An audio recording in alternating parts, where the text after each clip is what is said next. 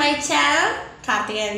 So നമ്മുടെ ഇന്നത്തെ +1 ആദ്യത്തെ പബ്ലിക് എക്സാം ആയിരുന്നു. ഫസ്റ്റ് എക്സാം നമ്മുടെ ഇംഗ്ലീഷ് ആയിരുന്നു. ഞാൻ ചിരിക്കുന്നതെന്ന് വെച്ചാൽ ഞാൻ പൊതുവെ ഞാൻ എക്സാമിൻ്റെ റിവ്യൂ ഒക്കെ ഉണ്ട്, പക്ഷെ മോഡൽ എക്സാമിന് ഞാൻ റിവ്യൂ ഇട്ടില്ല. എന്തുകൊണ്ടാണ് ഇടാഞ്ഞത് ഗൈസ്? എനിക്ക് മോഡൽ എക്സാമിന് ഫസ്റ്റ് ഇംഗ്ലീഷ് എക്സാം തന്നെ 3G ആയത്. കാരണം എന്ന് വെച്ചാൽ കറക്റ്റ് ഞാൻ ടൈം അനുസരിച്ചാണ് എഴുതിയത്, പക്ഷെ എനിക്ക് തന്നെ അറിയില്ല എന്താ പറ്റിയത്. 4 മാർക്കിൻ്റെ ക്വസ്റ്റ്യൻ എനിക്ക് എഴുതാൻ പറ്റിയില്ല. അത്രയ്ക്ക് ഞാൻ ഒരുപാട് ടൈം കൺസ്യൂം ചെയ്തെന്ന് തോന്നുന്നത്. അതിനുശേഷം ഞാൻ റിവ്യൂ ഇടാൻ ഉള്ള ആ ഒരു മൂഡ് എനിക്ക് അങ്ങ് നോക്കി. പിന്നെ ഒരു എക്സാമിന് ഇടാത്തതുകൊണ്ട് പിന്നെ ബാക്കിയുള്ള എക്സാമിന് ഒന്നും ഇടാൻ പറ്റാത്തൊരവസ്ഥയായി. അതുകൊണ്ടാണ് പിന്നെ ബ്രേക്ക് എടുക്കാം, നമുക്ക് പബ്ലിക് എക്സാമിന് പൊളിക്കാന്ന്. സോ എനിക്ക് നല്ല പേടിയായിരുന്നു. അവിടെ ഇന്നലെ തുടങ്ങി ടെൻഷൻ അടിച്ച് ഞാനിങ്ങനെ ചത്തോടിരിക്കുകയായിരുന്നു. കാരണം 10 പോലും എത്ര ടെൻഷൻ അടിച്ചോ എനിക്ക് അറിഞ്ഞൂടാ. 10 എഴുതിയ ടെൻഷൻ തന്നെയായിരുന്നു. പക്ഷെ ഇത് ഇച്ചിരി എനിക്ക് ടെൻഷൻ ഭയങ്കരമായിട്ട് കൂടി കണക്കാണ് തോന്നിയത്. അതിനിടയ്ക്ക് എനിക്ക് ക്ലാസ് നോക്കാൻ എനിക്ക് അറിയാൻ വയ്യ, കാരണം പുതിയ സ്കൂളാണ്. അപ്പം അവിടെ വേറൊക്കെ രീതിയിൽ എഴുതി വെച്ചേക്കണം, നമുക്ക് മനസ്സിലാവുന്നില്ല ഒരു തരത്തിൽ. ഈ ക്ലാസ് എന്നാൽ ഇങ്ങനെയൊക്കെ എഴുതിയോണ്ടില്ല. അങ്ങനെ ഞാൻ മിസ്സിൻ്റെ അടുത്ത് അറിയിച്ചാൽ ക്ലാസ് ഒന്നും പഠിക്കണം. എല്ലാ പിള്ളേരും ഒരുവിധം എല്ലായിടത്തും മിസ്സിൻ്റെ അടുത്താണ് ചോദിച്ചത്. അങ്ങനെ എനിക്ക് കൊമേഴ്സിൻ്റെ ക്ലാസ്സിലായിരുന്നു എഴുതാൻ കിട്ടിയത്. 20 പിള്ളേരായിരുന്നു ഞങ്ങളുടെ ക്ലാസ്സിൽ. വേറെ സ്കൂളിൽ നിന്നാണല്ലോ പിന്നെ ടീച്ചേഴ്സൊക്കെ വരുന്നത്, പിന്നെ ഓപ്പൺ സ്കൂളിലെ പിള്ളേരൊക്കെ വരുന്നുണ്ടായിരുന്നു.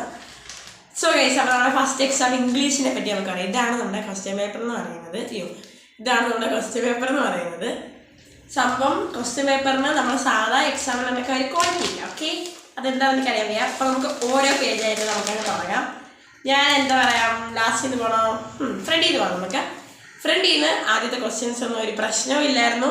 പക്ഷെ ഞാൻ കുറച്ച് പ്രശ്നം ഉണ്ടാക്കിയത് എന്താണെന്ന് വെച്ചാൽ ഈ രണ്ടാമത്തെ question, from which lesson is the except taken എന്നുള്ള ഒരു ക്വസ്റ്റ്യൻ ഇല്ലേ, ഇത് ട്രിപ്പ് ഓഫ് ലേ ഉള്ള അതെനിക്ക് അറിയാം ഗൈസ്. പക്ഷേ ഞാൻ ക്വസ്റ്റ്യൻസ് എല്ലാം വായിച്ചു നോക്കിയപ്പോൾ എനിക്കറിയാം ട്രിപ്പ് ഓഫ് ലേ ഉള്ള. നമുക്കറിയാമല്ലോ, പ്രശ്നമൊന്നുമില്ല. അങ്ങനെ ഈ രണ്ടാമത്തെ ക്വസ്റ്റ്യൻ ആൻസർ നമ്മുടെ ആൻസർ ഷീറ്റിലോട്ട് അങ്ങോട്ട് എഴുതാൻ പോയപ്പം ഈ ട്രിപ്പ് അങ്ങ് മറന്നുപോയി. പിന്നെ ഞാൻ ജേണി എന്താണൊക്കെ ആലോചിച്ച് അവസാനം തലകുത്തി മറിഞ്ഞ് നിന്നിട്ട് എനിക്ക് ട്രിപ്പ് ഓർമ്മ വന്നത്. ഞാൻ കിടന്ന് കഷ്ടപ്പെട്ട് എന്തുകൊണ്ടാണ് എനിക്ക് ആ ചാത്തൻ്റെ പേര് ഓർമ്മ വരാത്ത, എനിക്കൊന്നും മനസ്സിലാവുന്നില്ല. അയ്യോ എന്നുള്ള രീതിയായിരുന്നു. അതൊക്കെ എഴുതി ഇവിടെ ഒന്നും പ്രശ്നമില്ല. പക്ഷേ ഞാൻ പറയാം, എല്ലാ തുടർത്തിക്കാളും എനിക്ക് പൊതുവെ ഗ്രാമർ ഭയങ്കര എളുപ്പമായിട്ടാണ് തോന്നിയത്. പക്ഷേ എഡിറ്റിംഗ് സത്യം പറഞ്ഞാലില്ലേ, ഞാൻ ആദ്യം വായിച്ചു നോക്കി, ഒന്നും മനസ്സിലായില്ല ഗൈസ്.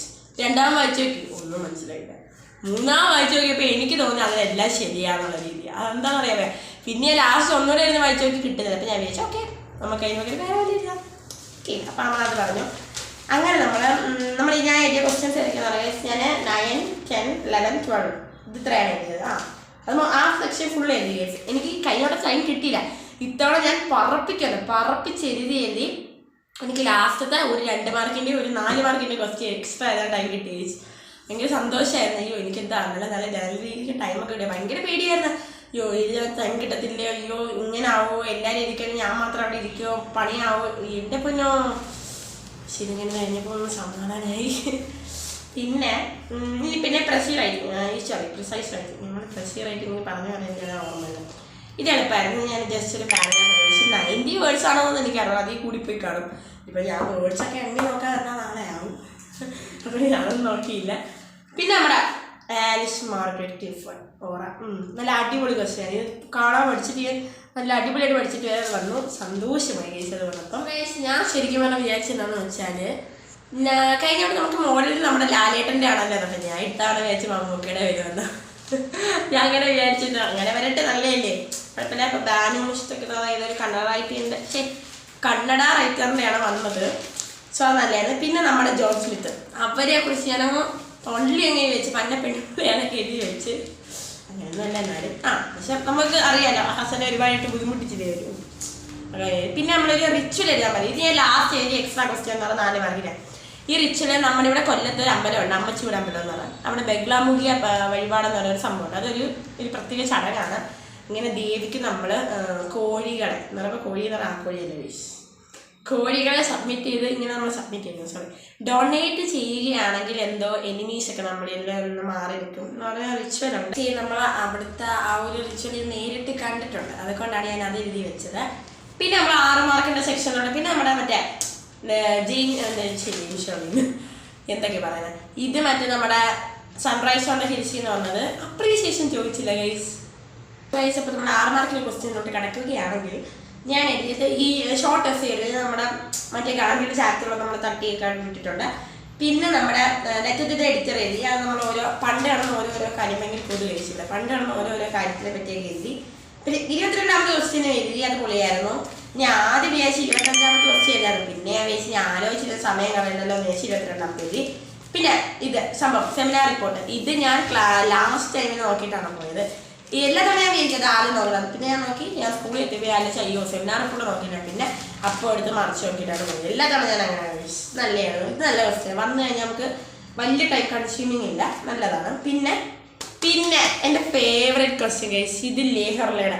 ഇത് ക്രിസ്മസ് എക്സാമിന് ചോദിച്ചു, മോഡലിന് ചോദിച്ചു, ഇപ്പോൾ പബ്ലിക്കിന് ചോദിച്ചിട്ടുണ്ട്. ഇത് അടിപൊളിയായിരുന്നു. ഞാൻ ആദ്യം ഈ ഒരു 2 മാർക്കിൻ്റെയും പിന്നെ 1 മാർക്കിൻ്റെ സെക്ഷൻ എഴുതിയിട്ട് പിന്നെ ഞാൻ നേരെ 8 മാർക്ക് 6 മാർക്ക് 4 മാർക്ക് ഇങ്ങനെ ഞാൻ പോയത്. ഓക്കെ, അപ്പം ഞാൻ 8 മാർക്കിൻ്റെ ഞാൻ ആഗ്രഹിച്ച സ്പീച്ച് വരുന്നത്. ഈ സ്പീച്ച് വരുമ്പോൾ എനിക്ക് പ്രത്യേക ഒരു ഇതാണ്